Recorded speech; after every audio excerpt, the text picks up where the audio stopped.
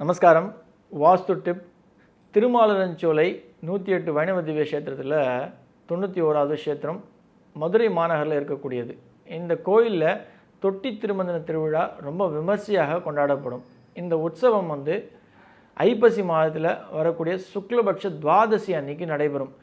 பெருமாள் அழகர்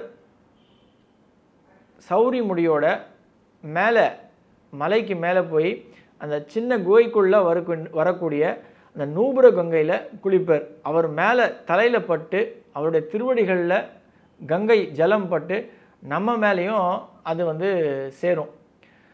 அவளும் பாத்திரத்தில் பிடிச்சி நம்ம மேலே தெளிக்கிறதும் வழக்கம் உண்டு. இந்த விஷயம் பெருமாளுடைய தலையிலையும் அவருடைய திருவடியில் பட்டு நம்ம மேலே படும்பொழுது நம்ம செய்த சகல பாவங்களும் நம்மளை விட்டு விலகிறதாக ஐதீகம் உண்டு. இந்த நாளில் நீங்கள் போய் அழகரை தரிசித்து இந்த தொட்டி திருமஞ்சன உற்சவத்தில் நீங்கள் கலந்துக்கிறீங்க அப்படின்னும்போது ஒரு பெரிய பாக்கியம், அபூர்வமான நிகழ்ச்சி. அவசியம் கலந்து கொள்ளுங்கள்.